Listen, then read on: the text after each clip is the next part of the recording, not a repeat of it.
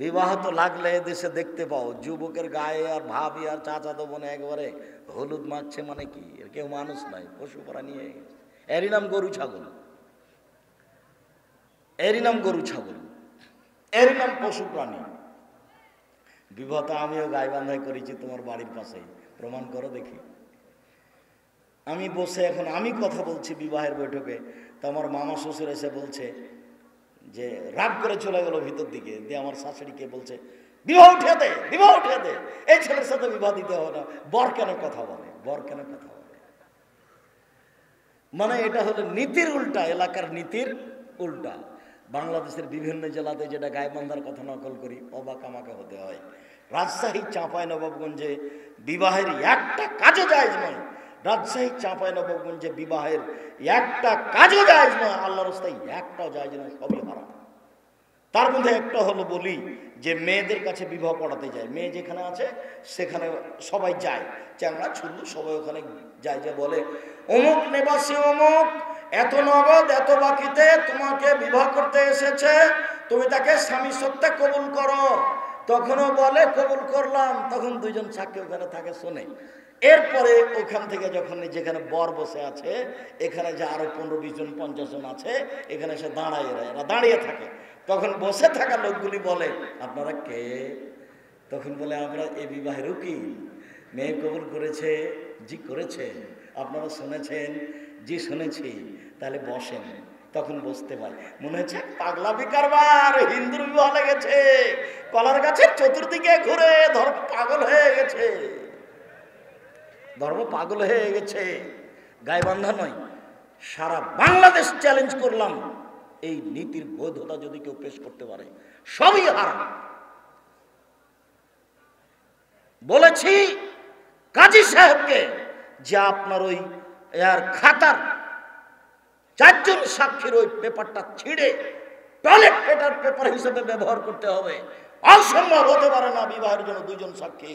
আল্লাহ নবী বলেন এখানে কাজীর খাতাতে 4 জন আসলো কেন? ধর্ম কি পাগল হয়ে গেছে? আবার বলছি পুরুষের জন্য 2 জন আর মহিলার জন্য 2 জন, 4 জন সাক্ষী কেন? এই ছেলে, পৃথিবীতে মাত্র এক জায়গাতে 4 জন সাক্ষী লাগে, কি প্রমাণ করতে? জেনা প্রমাণ করতে। তো এখন কি জেনা করা হচ্ছে নাকি? তো বাপ আছে বিবাহ দিচ্ছে, তো 4 জন সাক্ষী কেন? 4 জন সাক্ষী কোথায় লাগে? জেনাতে। জেনা প্রমাণ করতে পৃথিবীতে আর কোথাও 4 জন সাক্ষী লাগে না। 4 জন সাক্ষী কোথায় লাগে? জেনা প্রমাণ করতে। অথচ এই খাতাতে 4 জন সাক্ষীর জায়গা লেখা আছে।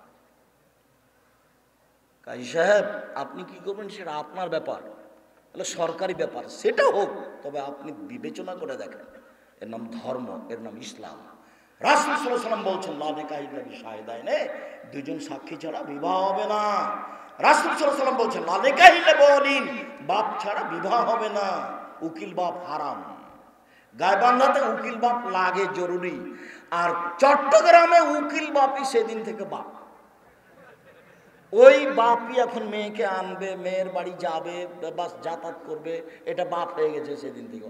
অবাক ধর্ম। আর গায়বান্ধাতে উকিল বাপ লাগবে। মেয়ের বাপ যখন বেঁচে আছে তখন তার দাদার উকিল হওয়া হারাম। মেয়ের বাপ যখন বেঁচে আছে তখন তার জ্যাঠর উকিল হওয়া হারাম। দেখি কে প্রমাণ করতে পারে। প্রমাণ হয়ে গেলে আর কোনোদিন জাতির সামনে আসবো না।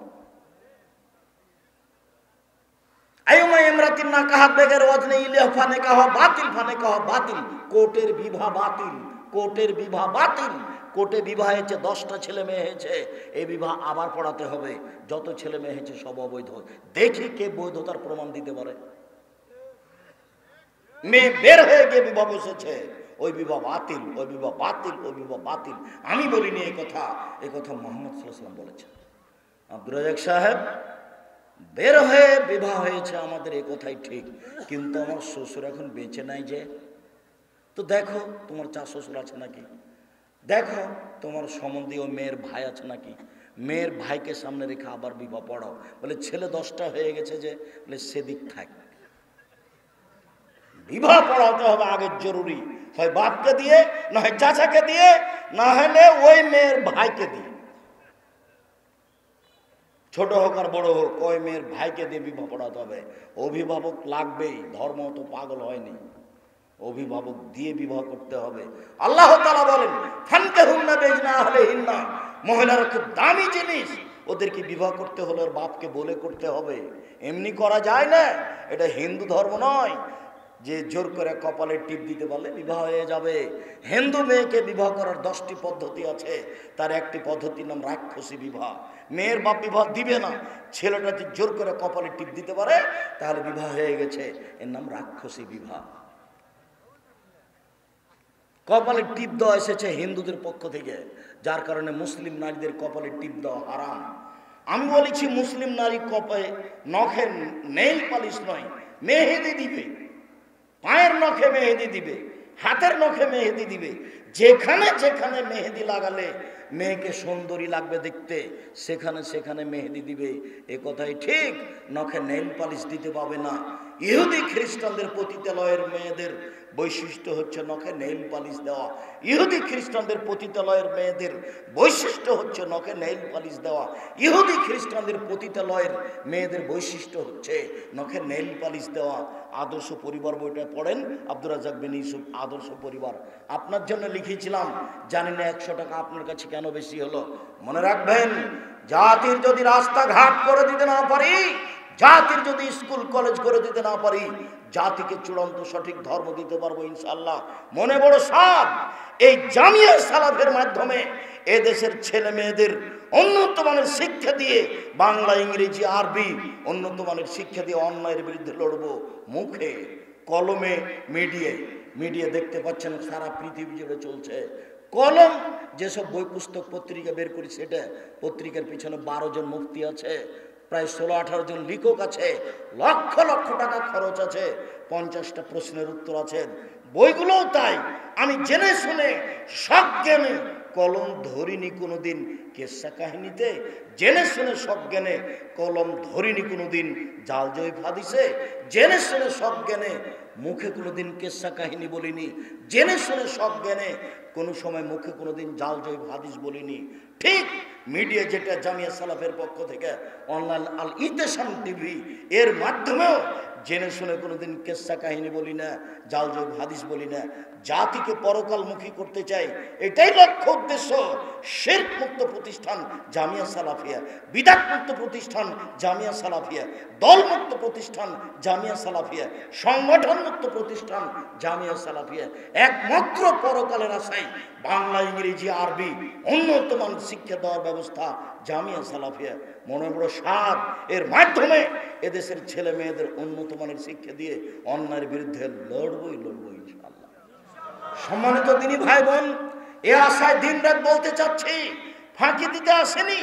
আদর্শ বই আপনি পড়ে দেখুন, ওখানে নখে নেল পালিশ দেওয়া ইহুদি খ্রিস্টানদের পতিতালয়ের মেয়েদের বৈশিষ্ট্য বলা হয়েছে। সাথে সাথে সব নারী হাতে মেহেদি দিতে বাধ্য, সব নারী হাতে মেহেদি দিতে বাধ্য। একজন মহিলা আল্লাহ রাসূলের হাতে একটা পত্র দিয়েছে, আল্লাহ রাসূল পত্রটা নিয়ে বলছে, এ হাতটা পুরুষের না নারীর? আরে যদি নারীর হয় তাহলে মেহেদি নাই কেন? আমরা এই হাতটি পুরুষের না নারীর? যদি নারীর হয় তাহলে মেহেদি নাই কেন? তার মানে নারী হাতে মেহেদি দিতে বাধ্য, পায়ের নখে মেহেদি দিতে বাধ্য। পুরুষ কোনো সময় হাতের নখে পায়ে মেহেদি দিতে পাবে না, পুরুষের জন্য দেওয়া হারাম। মহান আল্লাহ বলেন, অকুলিল মুমিনাত ইয়াগযুদনা মিন আবসারিহিন্না ওয়া ইয়াহফাযনা ফুরুজাহুন্না ওয়া লা ইউযিনা যিনাতাহুন্না।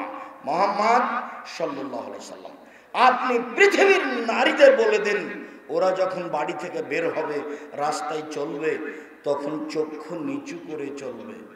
নারীদেরকে চক্ষু নিচু করে চলতে হবে, এ কথা আল্লাহ বলেন, এটা আল্লাহর আদেশ।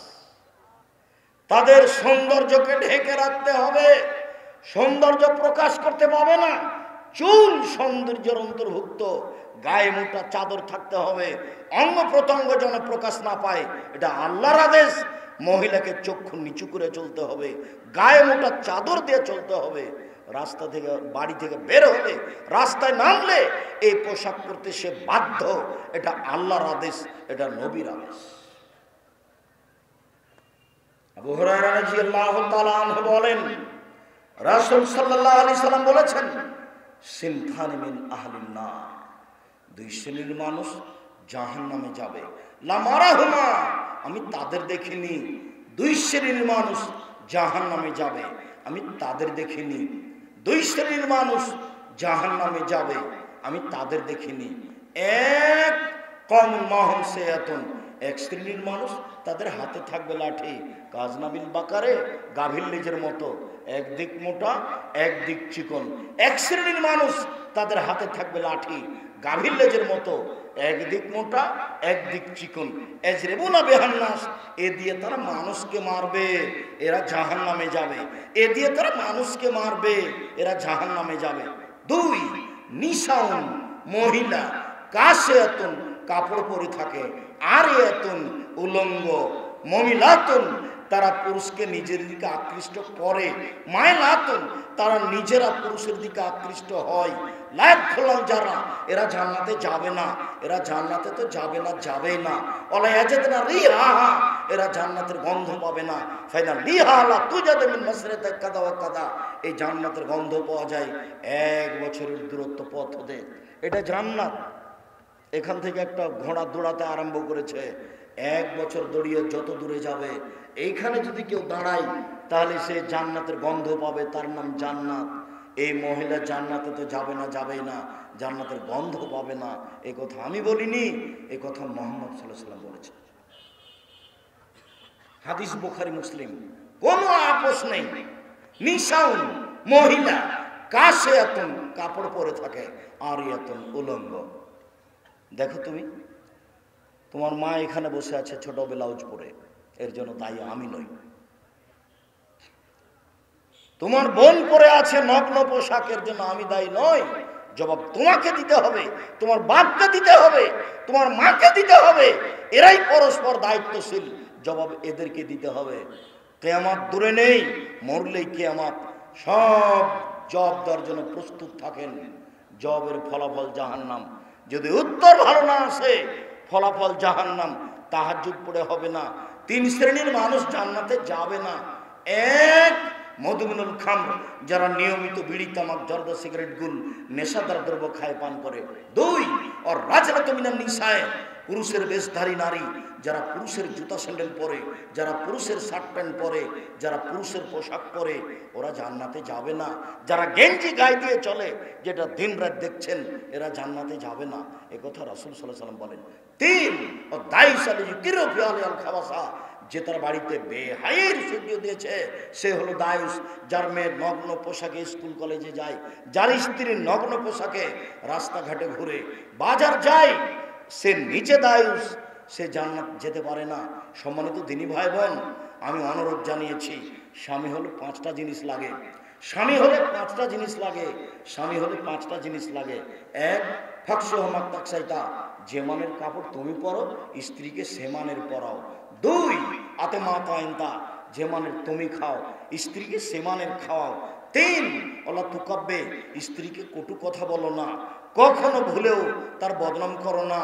ঠোঁটটা মোটা, এ কথা বলো না। রংটা কালো, এ কথা বলো না। দেখতে ভালো লাগে না, এ কথা বলো না। কখনো তাকে কটু কথা বলো না।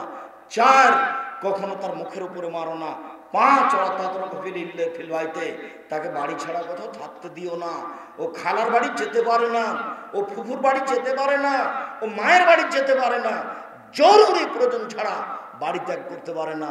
বাজার তো বহু দূরের কথা, বিবাহের বাড়ি তো বহু দূরের কথা। বিবাহের বাড়ি গেলে স্বামীর সংখ্যা বেশি হয়ে যায়। বিবাহের বাড়ি ও ভাবতেই পারে না, হাট বাজার ভাবতেই পারে না। বলতে গেলে আমরা তো গোবিন্দগঞ্জের মানুষ, আমরা তো গাইবান্ধারী মানুষ, কই আমাদের তো কোনোদিন হাট বাজার প্রয়োজন হলো না। আমরা তো কোনোদিন দেখলাম না যে বাড়ি থেকে বের হয়ে গেলাম, হাতে হাত মোজা নেই, পায়ে পা মোজা নেই। 90 সাল থেকে নিয়ে এখন পর্যন্ত তো আমরা আছি। স্টলে বসে তো চা খাই না কোনোদিন। কই স্টলে বসে চা না খায় তো মানুষ বাঁচতে পারে? তা তো আছি আমরা, দেখা যাচ্ছে যে আছি। কোনো দিন জীবনে স্টলে বসে চা খাইনি, আছি তো বেঁচে। আপনাকে নাসিহাতে 4টে জিনিস বলেছি। 1, যার সাথে আপোষ নাই, 5 ওয়াক্ত সালাত পড়তেই হবে, যার সাথে আপোষ নেই। 2 হালাল রুজি উপার্জন করতে হবে। 3 কোরআন তেলাওয়াত করতে হবে। 4 দুজন যেখানে বসে আছে সেখানে বসা যাবে না, যার নাম আড্ডা পিটা। দুজন বসে আছে, ওখানে একটা কথার প্রয়োজন আছে, দাঁড়িয়ে বা বসে তাৎক্ষণিক কথা বলা শেষ হওয়ার সাথে সাথে চলে আসতে হবে। কেন? ওরা যদি কারো বদনাম করে, আপনি যদি বলেন আসলে ঠিক বলেছিস, আসলেই খারাপ, যদি এইটুকু বলেন তাহলে এখন আর তাহাজ্জুদ পড়ে জান্নাত কিনতে পারবেন না। ওর নাম হলো হক নষ্ট পাপ। আপনি কারো মান সম্মানের ক্ষতি করেছেন, তার নাম হক নষ্ট পাপ।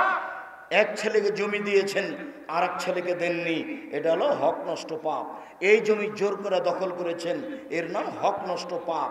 ওই লোকটার বদনাম করেছেন, এর নাম হক নষ্ট পাপ। ওই লোকটাকে অপমান করেছেন, এর নাম হক নষ্ট পাপ। রিকশাওয়ালাকে থাপ্পড় দিয়ে বিদায় করে দিয়েছেন, ভাড়া দেননি, এর নাম হক নষ্ট পাপ। আপনার বিচার পরে হবে, বিচারের মাঠে আপনার বিচার পরে হবে। 1 ঘন্টা যদি লেট হয় তাহলে কতদিন পরে হবে? 50,000 বছর। একদিন যদি লেট হয় তাহলে 50,000 বছর। 3 দিন যদি লেট হয় তাহলে কতদিন পরে বিচার হবে? 1.5 লক্ষ বছর। অথচ একজন ভালো মানুষের বিচারের সময়সীমা কতটুকু? 1 ওয়াক্ত ফরজ সালাতের সমান। একজন ভালো মানুষের বিচারের সময়সীমা কতটুকু? 1 ওয়াক্ত ফরজ সালাতের আদায়ের সমান। ধরে নিলাম মাগরিবের সালাত 5 থেকে 7 মিনিট সময়ে একটা মানুষের বিচার শেষ হয়ে যাবে। আর এ রিকশাওয়ালাকে একটা থাপ্পড় মেরেছে, এই জন্য এর বিচার দেরি হবে, এখন জালেম। যদি 1 দিন দেরি হয় তাহলে 50,000 বছর, আর যদি 3 দিন দেরি হয় 1.5 লক্ষ বছর। কতদিন পরে বিচার হবে তা মানুষ জানে না। খুব সাবধান। জুলুম করে, মানুষকে অপমান করে, দাম্ভিকতা দেখিয়ে, ক্ষমতা দেখিয়ে জীবনে একদিন বেঁচে থাকার চেষ্টা করিয়েন না। ফেরাউন ডুবে গেছে। যেহেতু ফেরাউন ডুবে গেছে, কাজে জুলুম সেদিন থেকে বন্ধ হয়ে গেছে, এটা আপনাকে মনে করে নিতে হবে। ভুলেও কোনোদিন রিকশাওয়ালাকে থাপ্পড় দিয়ে ধমকে বিদায় করবেন না। ওই একটা মানুষ কাজ করে খায়। আপনার একটা মানবতা থাকতে হবে। জুলুম করে বেঁচে থাকার কোনো চেষ্টা করবেন না 1 মিনিট, নইলে পরকাল কঠিনভাবে হারিয়ে যাবে। সম্মানিত দিনী ভাই বোন, বলছিলাম রাসূল সাল্লাল্লাহু আলাইহি সাল্লাম বললেন, নিসাউন মহিলা, কাসিয়াতুন কাপড় পরে থাকে, আরিয়াতুন উলঙ্গ। দেখেন বাস্তব হাদিস রাসূল মিশে আছে। মহিলাতুন ও পুরুষকে নিজের দিকে আকৃষ্ট করে, ও যখন হাঁটে সব লোক তখন তাকে দেখতে থাকে। মাইলাতুন ওরা নিজেরা আকৃষ্ট হয়। দেখবেন রাস্তায় যখন চলে তখন কেন জানি কেমন কেমন করে, আনছান আনছান করে। একবার ডান দিকে যায়, একবার বাম দিকে যায়, একবার হাত নাড়ে, একবার চুল নাড়ে, একবার ভাঁজ করে কথা বলে। বিভিন্ন রকম ভাবে শয়তান তাকে খেপিয়ে তোলে, সেইভাবেও খেপে উঠে। আল্লাহ রাসূল বলছেন, আল মারাতু আওরা, মহিলা হচ্ছে ঢেকে রাখা জিনিস, মহিলারা হচ্ছে ঢেকে রাখা জিনিস। এই যা খারাজাত যখন বাড়ি থেকে বের হয়, ইস্তারাফরা শয়তান, শয়তান তখন তাকে বেঁকে দেয়, ফেলে দেয়। শয়তান তখন তাকে খেপিয়ে তোলে। শয়তান তখন তাকে পুরুষের সামনে নিজেকে পেশ করার জন্য বারবার উৎসাহিত করে তোলে। এই কথা রাসূল সাল্লাল্লাহু আলাইহি ওয়াসাল্লাম বলেন। সম্মানিত দ্বীনি ভাই বোন, আবু সাঈদ খুদরি রাদিয়াল্লাহু তাআলা আনহু বলেন, রাসূল সাল্লাল্লাহু আলাইহি ওয়াসাল্লাম বলেছেন, পৃথিবীর মানুষ ফাত্তাকু দুনিয়া ওয়াত্তাকুন নিসা, তোমরা মহিলা থেকে বেঁচে থাকো এবং নারী থেকে বেঁচে থাকো। একটা জরুরি কথা। এই বাচ্চা, বসো। একটা জরুরি কথা। আল্লাহর নবী মহিলা থেকে বাঁচতে বললেন, ভালো কথা, কিন্তু পৃথিবী থেকে বাঁচতে বললেন কেন? এটা তো জড় বস্তু। যেটার উপরে বসে আছেন এটা তো জড় বস্তু, এ তো মাটি। এইটা থেকে বাঁচতে বললেন কেন? মনে রাখবেন, সবচেয়ে অত্যাধুনিক আধুনিক যন্ত্র হচ্ছে মাটি। বিচারের মাঠে যখন বিচার হবে তখন মাটি আপনার বিরুদ্ধে কথা বলবে। আল্লাহ তাআলা বলছেন, ইয়াউমাইজিন তুহাদ্দিসু আখবারাহা, মাটির উপরে যা কিছু ঘটেছে সব টপ টপ টপ টপ করে বলে দিবে। কোথায় ভাবির গায়ে হাত দিলেন, কোথায় কোন বান্ধবীর গায়ে হাত দিলেন, কার সাথে জেনায় লিপ্ত হলেন, মাটি ছবি সহ ধরে রেখেছে। বিচারের মাঠে মাটি কথা বলবে, এ কথা আল্লাহ বলেন, এ কথা নবী বলেন। এই জন্য আল্লাহর নবী বলছেন, ফাত্তাকু দুনিয়া ওয়াত্তাকুন নিসা, পৃথিবীর মানুষ তোমরা মহিলা থেকে বেঁচে থাকো এবং দুনিয়া থেকে বেঁচে থাকো। দুনিয়ার জড় বস্তু, দুনিয়া হচ্ছে ভয়াবহ বস্তু। মানুষের বিচার পৃথিবীর মাঠে 4টে পদ্ধতিতে করা হবে।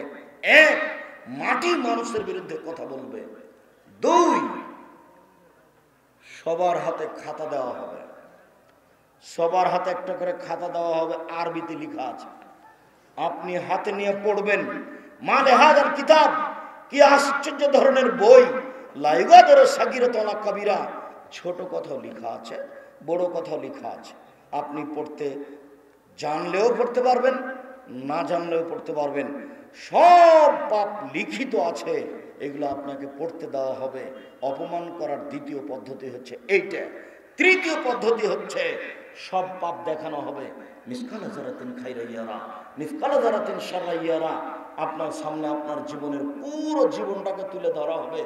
সব ছোট বড় পাপ দেখতে পাবেন, নেকি দেখতে পাবেন, সব চোখের সামনে। যার কারণে আল্লাহ রাসূল বলছেন, যখন বিচার হবে তখন আপনার মাঝে আর আল্লাহর মাঝে কোনো দোভাষী থাকবে না। সরাসরি আল্লাহ আপনার সাথে কথা বলবেন, আপনি শুনতে পাবেন। ফায়ানজুরু আইমানা মিনহু, তখন আপনি আপনার ডান দিকে লক্ষ্য করবেন। ফায়ারা মা কাদ্দামা মিন আমালিহি, ডান দিকে পুরো জীবন দেখতে পাবে, জীবনে যা কিছু করেছে সব দেখতে পাবে। সুমাইয়ানজুর আসআ মিনহু, এরপর বাম দিকে লক্ষ্য করবে। ফায়ারা মা কাদ্দামা মিন আমালিহি, পুরো জীবনকে বাম দিকে দেখতে পাবে। সম্মানিত দিনী ভাই বোন, তাহলে 1, মাটি কথা বলবে। 2, পাপ দেখতে পাওয়া যাবে। 3, পাপ পড়তে বলা হবে। 4, মুখে সিলাই দেওয়া থাকবে, মুখ কথা বলতে পারবে না। হাতে কথা বলবে, যা জীবনে করেছেন সব হাত বলবে। কথা যখন বলা শেষ হবে হাতের, পায়ে তখন বলবে হাত, তুমি ঠিক বলেছ। তাহলে আপনার পা আপনার বিরুদ্ধে সাক্ষী দিবে। এই 4টা পদ্ধতিতে মানুষের বিচার হবে। সে যেন মনে না করে যে আমি এতগুলো পাপ করিনি। আল্লাহ রাসূল একটা মানুষকে জান্নাতে দিবেন, তার বাস্তব একটা ঘটনা দেখায়। নিচে আল্লাহ একটা লোককে নিয়ে আসবেন, নিয়ে এসে তার রহমতের ছায়াতে তাকে ঢেকে নেবেন। ঢেকে নিয়ে বলবেন, দেখো তো তুমি এটা, এই তোমার কর্মজীবন দেখো তো। তখন সে দেখবে। তারপরে আল্লাহ বলবেন, আজ আলামা কাতাবাতি, তুমি কি মনে করছো আমার ফেরেশতারা অন্যায় লিখেছে? তখন বলবে, জি না জি না, আমি বলি না অন্যায় লিখেছে। তখন আল্লাহ বলবেন, আলাকা ওজরুন, তুমি কি কিছু আমাকে বলতে চাও? তখন লোকটা বলবে, জি না, আমি কিছু বলতে চাই না। তখন আল্লাহ তাআলা বলবেন, দেখো তুমি মানুষের পাপকে ঢেকে রাখতে, সেই জন্য আমি তোমার পাপকে ঢেকে রেখেছি। তোমার পাপকে কাউকে দেখতে দিব না, তুমি জান্নাতে চলে যাবে। মানুষের পিছনে পড়বেন না কোনোদিন। দল করতে গেলে, সংগঠন করতে গেলে মানুষ আর একজনের বদনাম করে, তার ঢেকে রাখা দোষগুলিকে উল্লেখ করে, আমি বুঝাতে পারিনি।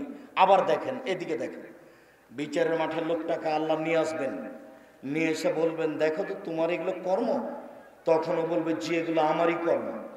তখন আল্লাহ বলবেন, ফেরেশতারা কি অন্যায় লিখেছে? তখন লোকটি বলবে, জি না, অন্যায় লিখেনি। তখন আল্লাহ বলবেন, তুমি কি আমাকে কিছু বলতে চাও? তখন লোকটি বলবে, জি না, কিছু আমি বলতে চাই না।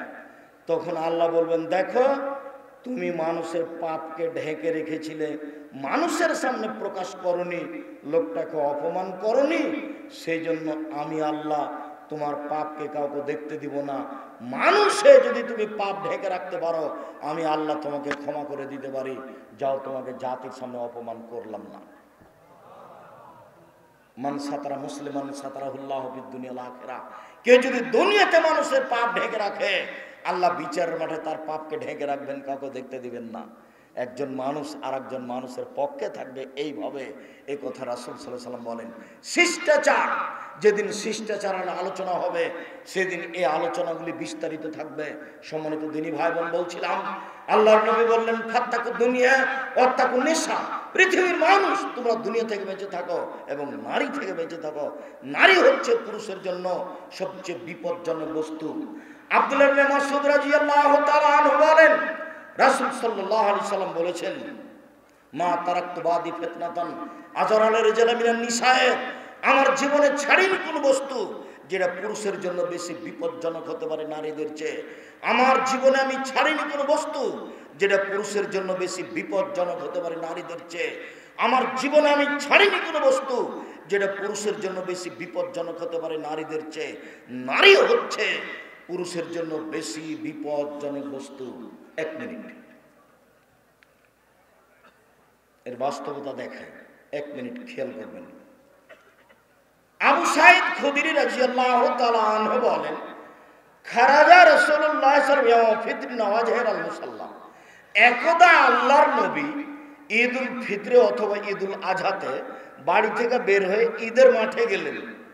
সুমাররা আলা নিসায়ে, পুরুষের সামনে বক্তব্য দেওয়ার পরে মহিলাদের সামনে বক্তব্য দিতে গেলেন।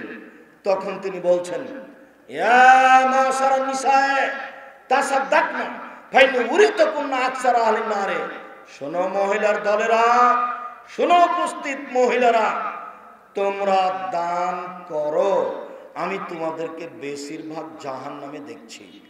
জাহান্নাম বলতে নারী আর নারী, জাহান্নাম বলতে নারী আর নারী, আমি তোমাদেরকে বেশিরভাগ জাহান্নামে দেখছি।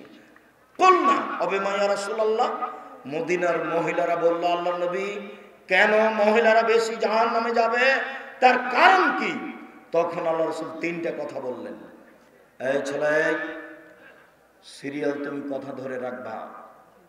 1, তুকসিরনাল লা'ন, মহিলারা বেশি অভিশাপ করে।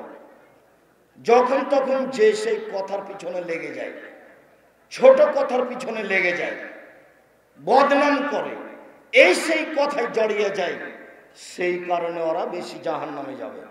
2, একফুরনা নাসিরা, স্বামীকে মেনে চলে না, স্বামীকে মেনে চলে না, এই জন্য তারা বেশি জাহান্নামে যাবে। 3, মারা আইতমিন নাকাসা তাকলিন দ্বীনিন আযাবুল রাজুলিল হাজিম, আমি আমার জীবনে দেখিনি কোনো নারীকে তোমাদের চেয়ে কাউকে যে বুদ্ধিমানের বুদ্ধিকে নষ্ট করতে পারো। ও নারী জাতি, তোমরা এমন জাতি যে বুদ্ধিমানের বুদ্ধিকে নষ্ট করতে পারো। ও নারী জাতি, তোমরা এমন জাতি যে বুদ্ধিমানের বুদ্ধিকে নষ্ট করতে পারো। আমি দেখিনি কাউকে যে বুদ্ধিমানের বুদ্ধিকে নষ্ট করতে পারে তোমাদের চেয়ে কেউ। তোমরা এমন জাতি যে বুদ্ধিমানের বুদ্ধিকে নষ্ট করতে পারো।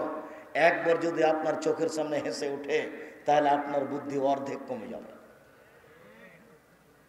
একবার গাড়িতে উঠে যদি একটু হেসে বলে যে ভাইয়া বসেন, তাহলে আপনি যতক্ষণ পর্যন্ত গাড়ি থেকে না নেমেছেন বা ও না নেমেছে ততক্ষণ পর্যন্ত কথা বলতে বন্ধ করতে পারবেন না। একটু পরে বলবেন তোমার নাম কি, একটু পরে বলবেন তুমি কোন ক্লাসে পড়ো, একটু পরে বলবেন তোমার বিবাহ শাদী হয়েছে কি না। তার মানে এক হাসি দিয়ে আপনাকে পাগল বানিয়েছে। এ কথা আমি বলিনি, এই কথা মুহাম্মদ সাল্লাল্লাহু আলাইহি ওয়াসাল্লাম বলছেন। উপস্থিত দিনী বৈঠকের দিনী বোন, আমি এই কথা বলে আপনার আমি অপমান করতে চাইনি। আব্দুল্লাহ ইবনে মাসউদ রাদিয়াল্লাহু তাআলা আনহু বলেন, পৃথিবীর মহিলা তোমরা শুনে রাখো, ইন্নাল মারাতা তুকবালু ফি সূরাতি শাইতান ওয়া তুদবারু ফি সূরাতি শাইতান, নিশ্চয় মহিলারা শয়তানের বেশ ধরে আসে, নিশ্চয় মহিলারা শয়তানের বেশ ধরে যায়, নিশ্চয় মহিলারা শয়তানের বেশ ধরে আসে, নিশ্চয় মহিলারা শয়তানের বেশ ধরে যায়, নিশ্চয় মহিলারা শয়তানের বেশ ধরে আসে, নিশ্চয় মহিলারা শয়তানের বেশ ধরে যায়। আব্দুর রাজ্জাক সাহেব থামেন, আপনাকে অনেক ভালোবাসি, আপনার বক্তব্য শুনতে এসেছি। শয়তানের বেশ ধরে আসেনি, শয়তানের বেশ ধরে যেতে চাইনি। আপনাকে অনেক ভালোবাসি, খাটো করবেন না, অপমান করবেন না। আপনাকে খাটো করিনি, অপমানও করিনি, আপনাকে খাদিজার মতো মনে করি। আপনাকে খাটো করব কেন, অপমান করব কেন? আপনাকে তো আমি খাদিজার মতো মনে করি। দেখবেন 1 মিনিট দেখেন আপনি খাদিজা কাকে বলে। এই যে দেখেন, আমার দিকে দেখেন, আবু হুরায়রা রাদিয়াল্লাহু, এই যে এ দেখেন খাদিজা আসছে, এ দেখেন ওর হাতে একটা বাটি আছে, বাটিতে তরকারি আছে, খাদ্য আছে। শোনেন, ফাইজা আতাতে লাইকা, ও যখন আপনার পাশে চলে আসবে তখন আপনি তাকে বলবেন, খাদিজা ফাকরা আলাইহা আলাইকা সালাম মিন রাব্বিহা আলাইহা সালাম মিন রাব্বিহা মিন্নি। খাদিজা, তোমাকে আল্লাহ সালাম দিয়েছেন, তোমাকে জিবরাইল সালাম দিয়েছেন। এই জন্য পৃথিবীতে সবচেয়ে দামি মহিলা খাদিজা, আয়েশার চেয়েও দামি। আসিয়ার চেয়েও দামি, মারিয়ামের চেয়েও দামি। মারিয়াম যেখানে থাকতেন সেখানে আল্লাহর পক্ষ থেকে রুজি আসত। মারিয়ামের খালু ওখানে গেছেন, খালু গিয়ে বলছেন, মারিয়াম এই যে অসময়ের ফল, শীতের দিনে রাজশাহীর ফজলি আম, ওখানে কিন্তু রাজশাহীর ফজলি আম নেই, ও কথা আবার ধরবেন না। কি ব্যাপার আয় মারিয়াম, অসময়ের ফল কেন তোমার কাছে? তখন মারিয়াম বলছেন, হাজা মিন ইনদিল্লাহ, এটা আল্লাহর পক্ষ থেকে এসেছে। খাদিজার কাছে এরকম খাদ্য এসেছে কি না তা আমাদের জানা নেই, তবে মারিয়ামকে আল্লাহ সালাম দিয়েছেন এ কথারও প্রমাণ নেই। খাদিজাকে কে সালাম দিয়েছেন? আল্লাহ। আর কে দিয়েছেন? জিবরাইল আলাইহিস সালাম। তো উপস্থিত দিনই বৈঠকের মুসলিম বোন, আমি যে বললাম যে মহিলারা শয়তানের বেশ ধরে আসে, শয়তানের বেশ ধরে যায়, তাহলে আমি কি খাদিজাকে শয়তান বললাম? নাউজুবিল্লাহ মিন যালিক। তাহলে খাদিজা অনেক ভালো, আপনাকে খাদিজার মতো মনে করছে, আপনাকে আমি কষ্ট দিতে এখানে ডাকিনি।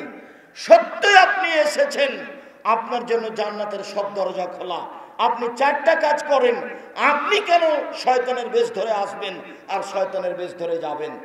আপনার জন্য 4টা কাজ, 4টা কাজ করলে জান্নাতের সব দরজা খোলা। 1, সলাত খামসাহা, 5 ওয়াক্ত সলাত আদায় করলো। 2, সমাত সাহারাহা, রমজান মাসের সিয়াম পালন করলো, রোজা থাকলো।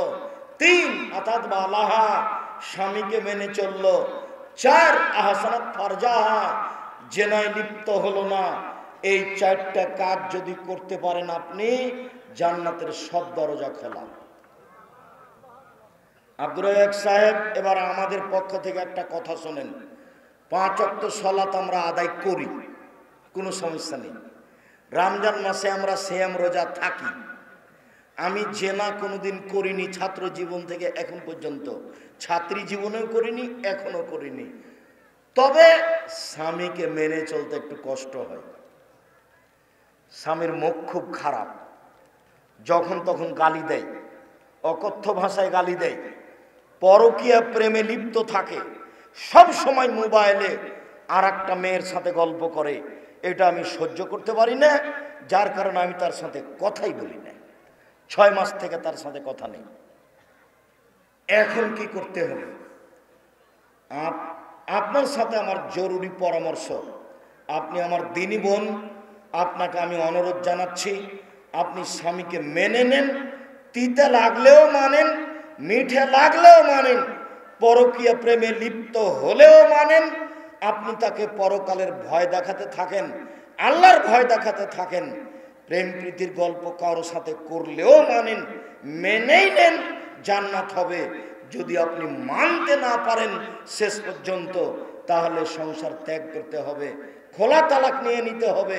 কোনো সমস্যা নেই। কাজীর কাছে গিয়ে, চেয়ারম্যানের কাছে গিয়ে, মেম্বারের কাছে গিয়ে বলবেন, আমি আমার স্বামীর ভাত খাবো না, ভিন্ন করার ব্যবস্থা করে দেন। ও তখন একটা খোলা তালাক লিখে দিয়ে চেয়ারম্যানের সিগনেচার নিয়ে, আপনার সিগনেচার নিয়ে তার স্বামীর কাছে পাঠিয়ে দিবে। আপনি তাকে খোলা হিসাবে তালাক দিয়ে দিলেন, কোনো সমস্যা নেই। আপনি 100 স্বাধীন। 30 দিন পরে আপনি বিবাহ বসেন। মনে রাখবেন, স্বামী যদি তালাক দেয় তাহলে বিবাহ বসতে পাবেন না 90 দিন। আর যদি আপনি নিজে নিজে তালাক নেন, যার নাম খোলা তালাক, তাহলে আপনি বিবাহ বসতে পাবেন না 30 দিন। কথা বোঝা গেল না? যে যদি স্বামী তালাক দেয় তাহলে স্ত্রী বিবাহ বসতে কতদিন পাবে না? 90 দিন। যদি স্ত্রী নিজে নিজে তালাক নেয়, খোলা তালাক, তাহলে বিবাহ কতদিন বসতে পাবে না? 30 দিন, যার নাম খোলা তালাক। 30 দিন পরে আপনি অন্য জায়গায় বিবাহ বসেন। আপনাকে আমি বারংবার বলছি, আপনি আমার দিনী বোন, আপনার স্বামী 1 গ্লাস পানি চাইলো, আপনি নানান অজুহাতে তার সাথে কথা বলেন না। 1 গ্লাস পানি নিয়ে আসলেও সামনে থ্যাকস করে রেখে দিয়ে ওইদিকে চলে যান। এই জীবন চলবে না। আপনাকে আমি অনুরোধ জানাচ্ছি, আপনি মেনে নেন, জান্নাত হবে ইনশাআল্লাহ। আর আপনি বলতে থাকেন সে ফিরে আসবে। 4টা কাজ করলে জান্নাতের সব দরজা খোলা। 1, 5 ওয়াক্ত সালাত।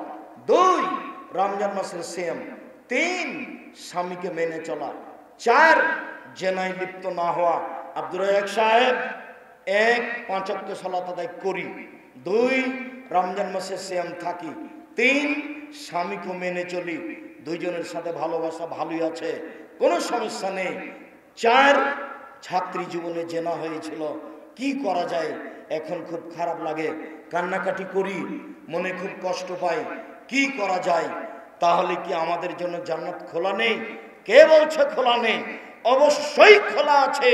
শুধু খোলা কেন, আপনি যদি তওবা করতে পারেন, জেনা বন্ধ করতে পারেন, অশ্লীল কাজ করতে বন্ধ করতে পারেন, তাহলে পৃথিবীতে যে কোনো বিপদ থেকে বেঁচে যাবেন, যে কোনো বিপদ থেকে বেঁচে যাবেন।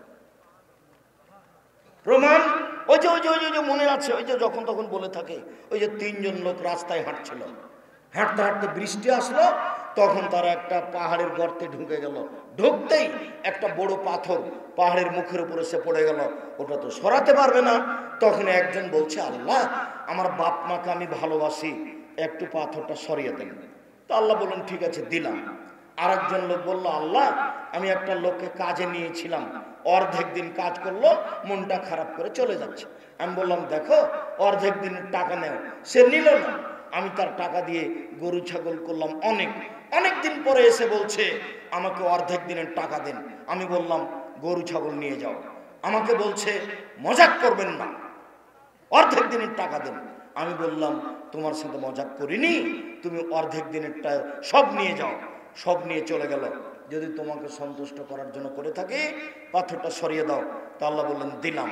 তৃতীয় জন বলল, আল্লাহ, আমার একটা চাচাতো বোন ছিল, খুব সুন্দরী, আমি তার সাথে জেনা করতে চেয়েছিলাম, আমি গরিব মানুষ, দেখেও বলেছিল 100টা স্বর্ণ মুদ্রা জমা করতে পারলে আমি তোর সাথে এই অন্যায় রাজি আছি। আমি হাড় ভাঙা পরিশ্রম করে 100টা স্বর্ণ মুদ্রা তার হাতে দিয়ে জেনা করতে বসেছি। তখন আমাকে বলছে, আব্দুল্লাহ ইত্তাকিল্লাহ, এই আল্লাহর বান্দা, আল্লাহকে ভয় কর, তুই আমাকে অসতী প্রমাণ করিস না। ফাকুন তানহা, আমি ওখান থেকে উঠে গেছি, জেনা করিনি। যদি তোমার ভয় করে থাকি, পাথরটা সরিয়ে দাও। আল্লাহ বললেন, ঠিক আছে, দিলাম। আপনি যদি অশ্লীল কাজ বন্ধ করতে পারেন, পৃথিবীর যে কোনো বিপদ থেকে বেঁচে যাবেন। এ দেখেন বুখারী মুসলিমের হাদিস। আমি আপনাকে এখানে আর একটা কথা বলেছি, এই ছেলে, তোমাকে বলেছি, এই মেয়ে শোনো, তোমাকে বলেছি, তোমার মোবাইল থেকে ছেলেটার নাম্বারটা হারিয়ে যাবে। আর তোমাকে বলেছি, তোমার মোবাইল থেকে মেয়েটার নাম্বার হারিয়ে যাবে। কিভাবে হারাবে? তুমি বলবা, আল্লাহ, মারিয়াম যেমন বলেছিল। মারিয়াম কি বলেছিল?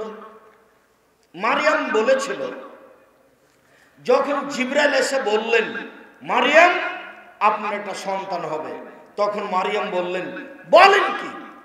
ওলাম ইয়ামসাসনি বাশারুন ওলাম আকু বাগিয়া, আমি ব্যভিচারিণীও নই, আমার বিবাহ হয়নি, সন্তান কি করে হতে পারে? আমি ব্যভিচারিণীও নই, আমার বিবাহ হয়নি, সন্তান কি করে হতে পারে? শেষ পর্যন্ত হয়ে গেল। যখন সন্তান হয়ে গেল, তখন আমি আল্লাহকে বললাম, আল্লাহ, কুনতু নাসিয়া মানসিয়া, আমি এমন ভাবে পৃথিবীতে হারিয়ে যেতাম, কেউ না জানতো যে মারিয়াম কেটা, আমার নামটা কেউ না জানতো, আমি এভাবে হারিয়ে যেতে চাই। হায় হায় রে, নাউজুবিল্লাহ, আমি কি দিয়ে বুঝাবো জাতিকে? জাতি যখন বলবে, তুমি সন্তান কোথায় পেলে? তুমি তো মসজিদে থাকো, বাইতুল মুকাদ্দাসে থাকো, তখন কখন তুমি জেনা করলে? তুমি তো খারাপ মেয়ে। আমি জাতিকে কি দিয়ে বুঝাবো? আমি বুঝাতে পারবো না, আমি জাতির সামনেই থাকবো না। আমি কুনতু নাসিয়া মানসিয়া, আমি একবারে জাতির কাছ থেকে হারিয়ে যেতে চাই, কেউ জানবে না, কারো মনে থাকবে না মারিয়াম কেটা, আমাকে এরকম করে দাও। তো আল্লাহ পাল্টা করে দিলেন, এমন করে দিলেন যে সবার মুখে ভালো, তাই না? উনি যেটা বলেছিলেন তার উল্টাটা হয়ে গেল। যখন সন্তান প্রসব হলো, তখন উনি কি বলেছিলেন? আমি জাতির কাছ থেকে কি হয়ে যেতে চাই? নাসিয়া মানসিয়া, মানে আমি যে মারিয়াম, এটা যেন কারো জানা না থাকে, কেউ জানবে না পৃথিবীতে। তো তোমার ওই মেয়েটার মোবাইল নাম্বারটা এমন হয়ে যাবে তোমার কাছ থেকে যে জীবনে তুমি কোনোদিন এই নাম্বারে কথা বলোনি, এটা এরকম হয়ে যাবে। ওই নাম্বারটা তোমার কাছ থেকে এমনভাবে ভুলে যাবে, এখনই মিটিয়ে দাও, এখনই দাও। এই ছেলে, বক্তব্যের সাথে মুনাফিকি করো। তোমার মোবাইলে যেন আর কোনোদিন মেয়ের নাম্বার না থাকে, যত মেয়ের নাম্বার আছে তুমি সেগুলোকে বলো নাসিয়া মানসিয়া, আমি ওই নাম্বার ভুলে গেছি, জীবনে কোনোদিন মনে করবো না, তুমি যে কোনো বিপদ থেকে বেঁচে যাবা। আর একটা দেখো, এদিকে দেখো, উপস্থিত বৈঠকের মুসলিম বোন আপনাকে বলছি, জেনা হয়েছে চিন্তা করার কিছু নেই, তওবা করেন, কান্নাকাটি করেন, ক্ষমা হয়ে যাবে। বিচারের মাঠে আপনি বিশেষ ছায়াতলে থাকতে পাবেন। ওই যে 7 শ্রেণীর মানুষ বিশেষ ছায়াতলে থাকবে, তার এক শ্রেণীর মানুষ কোন সম্ভ্রান্ত পরিবারের মেয়ে জেনার কথা বলল, তখন লোকটি বলল, ইন্নী আখাফুল্লাহ, আমি আল্লাহকে ভয় করি, আমি জেনাতে রাজি নই। মহিলা মানুষ আপনি এই কথা আল্লাহকে বলেন, কান্নাকাটি করে বিচারের মাঠে বিশেষ ছায়াতলে থাকার জায়গা হবে। এই ছেলে তোমাকে বলছি, তুমি আল্লাহকে বলো, বিচারের মাঠে তুমি বিশেষ ছায়া পাবা। শুধু তাই নয়, তোমার জন্য জান্নাতুল মাওয়া আছে। আল্লাহ তাআলা বলছেন, ওয়ানাহা নাফসা আনিল হাওয়া ফাইনাল জান্নাতা হিয়াল মাওয়া। পৃথিবীর মানুষ শুনে রেখো, যারা অশ্লীল কাজ বন্ধ করতে পারবে, আমি আল্লাহ তাকে জান্নাতুল মাওয়া দিয়ে দিলাম। পৃথিবীর মানুষ শুনে রেখো, যারা অশ্লীল কাজ বন্ধ করতে পারবে, আমি আল্লাহ তাদেরকে জান্নাতুল মাওয়া দিয়ে দিলাম। সম্মানিত দিনী ভাই বোন, আমি বলছিলাম, আব্দুল্লাহ ইবনে মাসউদ রাদিয়াল্লাহু তাআলা আনহু বলেন, রাসূল সাল্লাল্লাহু আলাইহি সাল্লাম বলেছেন, ইয়াকুমুদ দুখুলান নিসায়ে, সাবধান, তোমরা মহিলাদের কাছে যায় না, গেলেই বিপদে পড়ে যাবা। সাবধান, তোমরা মহিলাদের কাছে যায় না, গেলেই বিপদে পড়ে যাবা। তখন একজন আনসারী বলছেন, আল্লাহর নবী, আলহামু দেবর, তাহলে দেবর কি করবে? ও যে ভাবির সাথে থাকে খায়, তাহলে দেবর কি করবে? তখন আল্লাহ রাসূল বলছেন, আলহামু আল মউত, ভাবিকে দেবরকে ভয় করতে হবে মরণের মতো। মরণকে যেমন ভয় করে মানুষ, আসলো কি আসলো, কখন যে মরণ হবে, এরকম ভাবে দেবরকে ভয় করতে হবে। এই ছেলে, তোমার কথাটা মনে আছে কিনা দেখি, তোমাকে একটু স্মরণ করাই। এই যে কথাটা আমি তোমাকে বলছিলাম, যে তোমার ভাবি বোরখা পরে, 5 ওয়াক্ত সালাত আদায় করে, তাহাজ্জুদ পড়ে, মাথায় কাপড় দিয়ে থাকে, তুমি যে ঘরে আছো সেই ঘরে হঠাৎ করে চলে গেছে, চলে গিয়ে দেখছে যে তুমি বসে আছো। তো তোমার ভাবি বলছে, আরে আহমদ, তোকেই তো খুঁজছি, তুই এতক্ষণ থেকে কোথায় ছিলি? তোমার ভাবি কিন্তু তাহাজ্জুদ পড়ে, বোরখা পরে, আর খুঁজতে গিয়ে তোমাকে বলছে যে তোকেই তো খুঁজছি, কোথায় গেছিলি? আরেকজন, এবার খালেদের ভাবি তাহাজ্জুদ পড়ে, বোরখা পরে। তো এই ঘরে যে খালেদ আছে তার জানা ছিল না, মাথায় কাপড় নেই তোমার ভাবির, তোমার ঘরে চলে এসেছে। চট করে তোমার ঘরে আসার সাথে সাথে উল্টা ফিরে গেছে, ছি ছি ছি ছি ছি ছি, আমার দেবরের ঘরে ছিল, আমি তো খেয়াল করিনি। ইন্নালিল্লাহ, আমার দেবর মনে হয় আমার মাথার চুল দেখে নিয়েছে, আমাকে মনে হয় খালি গায়ে দেখে নিয়েছে, ছি ছি ছি ছি। বলো তো এটা কি? এটা ঈমান। ঈমান যত বেশি হবে, পাপ তত কম হবে। ঈমান যত কম হবে, পাপ তত বেশি হবে।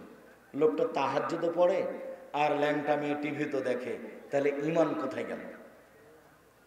তোমার ভাবি তাহাজ্জুদও পড়ে, দেবরের সাথে গল্প করে, তোমার ভাই যখন থাকে না তখন মোবাইলে প্রেমের গল্প করে, তাহলে ঈমান কোথায় গেল?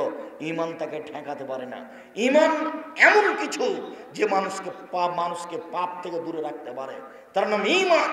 ঈমান যত বেশি হবে, পাপ তত কম হবে। ঈমান যত কম হবে, পাপ তত বেশি হবে। 5 ওয়াক্ত সালাত আদায় করে, তাহাজ্জুদ পড়ে, দাড়ি চাঁচা আছে, 5 ওয়াক্ত সালাত আদায় করে, তাহাজ্জুদ পড়ে, প্যান্টটা টাকনোর নিচে আছে, প্রতি বছরই হজ করে, রমজান মাসে কি করতে যায়? উমরা করতে যায়, এরপরে সুন্দর করে দাড়ি চাঁচা আছে, এরপরে প্যান্টটা টাকনোর নিচে আছে, এরপরে দোকানে বসে আড্ডা পিঠে, তার মানে ঈমান কাজ করে না। সম্মানিত দিনী ভাই বোন, রাসূল সাল্লাল্লাহু আলাইহি সাল্লাম বলেন, লা ইয়াখলুনা রাজুলুন বিইমরাতিন ইল্লা কানা সালাহু শাইতান। পৃথিবীর মানুষ শোনো, কোন পুরুষ যেন কোন নারীর সাথে নির্জনে একত্রিত না হয়। কোন পুরুষ যদি কোন নারীর সাথে নির্জনে একত্রিত হয়, তাহলে তৃতীয় জন হবে শয়তান, রক্ষা পাবে না। শয়তান থেকে মানুষকে বেঁচে থাকা উচিত। চট করে একটা ঘটনা, বুখারী মুসলিমের হাদিস মাথায় চলে আসলো, আমার দিকে একটু খেয়াল করেন তো, আমি আপনাকে বুঝাতে পারি কিনা। মাঝে মধ্যে হাদিসটা বুখারীতে আসে, কতবার যে এসেছে। আল্লাহর নবী ইতিকাফ করছিলেন, আল্লাহর নবীর একজন স্ত্রী নাম হলো সাফিয়া। সাফিয়া দেখতে খুব সুন্দরী ছিলেন। সাফিয়া ছিল ইহুদি পরিবারের মেয়ে, সাফিয়া ছিল বড় ঘরের মেয়ে। তো আল্লাহর নবী এতেকাফে আছেন, সাফিয়া এসেছেন রাসূলের সাথে কথা বলতে। এখন কথা বলা যখন শেষ হয়েছে তখন সাফিয়া রাদিয়াল্লাহু আনহা চলে যাচ্ছেন ঘরে বাড়িতে। তো আল্লাহ রাসূল পিছনে পিছনে যাচ্ছেন। যখন বাহির দরজায় গেছেন তখন দুইজন মানুষ ওখানে উপস্থিত। তখন চট করে আল্লাহ রাসূল বলছেন, এই শোনো শোনো, তোমরা থামো, তোমরা থামো। এই মহিলা হচ্ছে আমার স্ত্রী সাফিয়া। বলো তো যুবক, আল্লাহর নবী এই কথাটা বললেন কেন? তুমি বুঝতে পারোনি? আবার খেয়াল করো।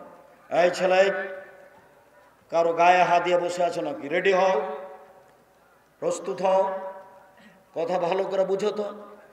সাফিয়া কে? আল্লাহ নবীর স্ত্রী। আল্লাহ নবী কি করছিলেন? এতেকাফে বসেছিলেন। কে দেখতে আসলেন? সাফিয়া স্ত্রী। স্বামী স্ত্রী কথা হলো। এখন স্ত্রী চলে যাচ্ছেন, স্বামী পিছে পিছে হাঁটছেন। যখন মসজিদের বাহির দরজায় গেছেন তখন দুজন মানুষ ওখানে। তো চট করে আল্লাহ রাসূল বলছেন, এই থামো থামো, তোমরা দুজন থামো, থামো, এই তোমরা দুজন থামো, ইনি আমার স্ত্রী। বলো তো এটা কি?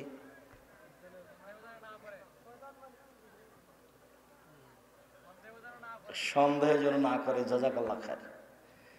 যদি আল্লাহ রাসূল না বলতেন যে এটা আমার স্ত্রী, তাহলে তারা দুজন বলতো আর যেত। মহিলাটা যে কে, বিষয়টা বোঝা গেল না। রাসূলের কাছে কি কারণে আসলেন মেয়েটা, কি কারণ? এখন শয়তান বলতে থাকবে বলতে থাকবে। ওর লোকটা যখন বাড়ি কাছাকাছি হয়ে যাবে, জেনার কোনো ঘটনা ছিল নাকি, ব্যাপারটা কি? আল্লাহ রাসূল বলছেন, শোনো, শয়তান যেন তোমাকে বিপদে ফেলতে না পারে, এই জন্য বললাম ইনি আমার স্ত্রী। হাদিস বুখারী মুসলিম যদি বুঝাতে না পারে আমি অক্ষম। আমার অক্ষমতার কারণে বুঝাতে পারলাম না। যেখানে সন্দেহ আছে সেখান থেকে দ্রুত সরে যেতে হবে, এবং সন্দেহ যেন না করে সেটা তাড়াতাড়ি অস্বীকার করতে হবে, সরাতে হবে। আর একটা প্রমাণ দিই। যখন জুলাইখা সব দরজা বন্ধ করে দিল, জুলাইখা সব দরজা বন্ধ করে দিল ইসবকে ঘরে নিয়ে, তারপরে বলল, হাই তালাক ইসব, তুমি আমার সাথে জেনায় লিপ্ত হও। বলার সাথে সাথে ইসব দৌড়িয়ে বের হচ্ছেন। দরজাগুলি সব এমনি খুলে যাচ্ছে নাকি এই মনে হচ্ছে বিবরণে, এমনি খুলে যাচ্ছে। আগে আগে বের হয়েছেন ইসব, আর পিছনে পিছনে বের হয়েছেন জুলাইখা। জুলাইখা বের হয়ে ওখানে তার স্বামী ছিল, তার স্বামীকে বলছেন, এই দেখো, যেই ছেলে কাজের জন্য বাড়িতে রেখেছ সেই ছেলে তোমার স্ত্রীর সাথে জেনা করতে চাই, একে পিটন দিতে হবে, নইলে জেলখানায় বন্দি করতে হবে। এই পর্যন্ত জুলাইখা বলেছে।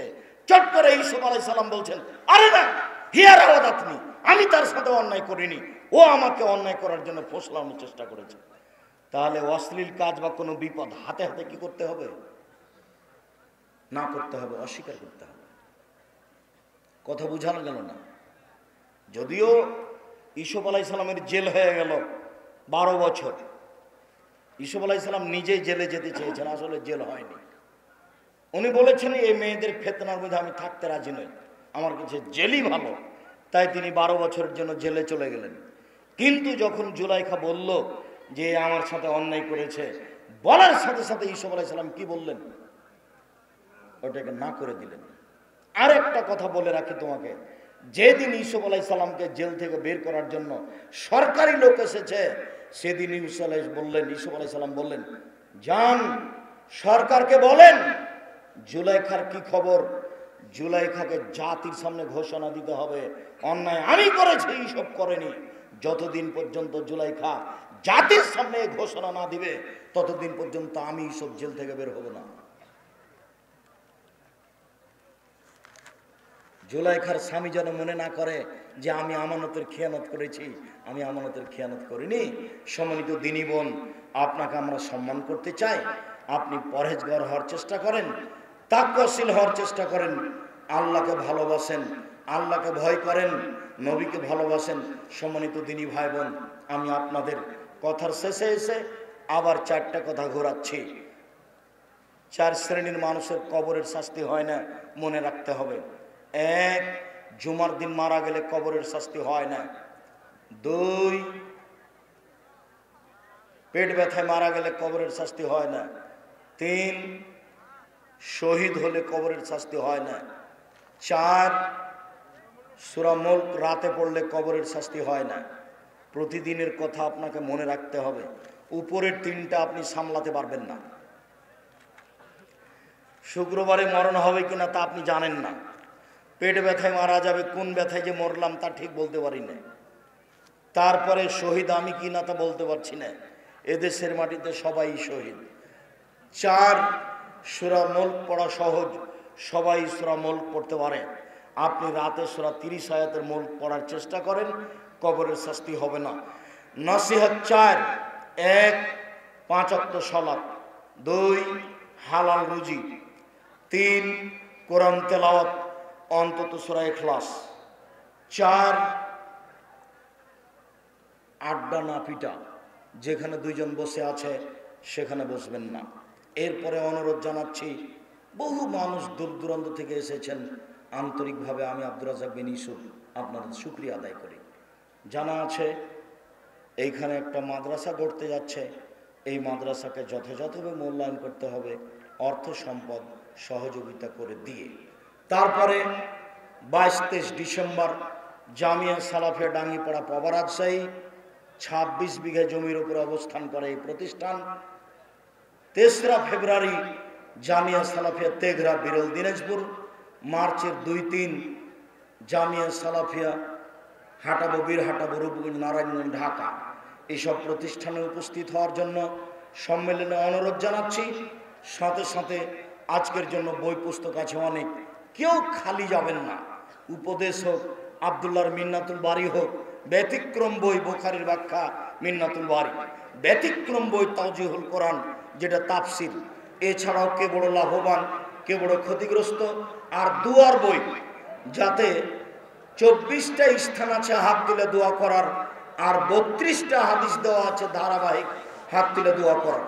আমি আপনাদেরকে বইগুলি স্টেজ থেকে সংগ্রহ করার অনুরোধ জানাচ্ছি। বিশেষভাবে মাসিক আল ইতিসাম পত্রিকা 50টা প্রশ্নের উত্তর আছে।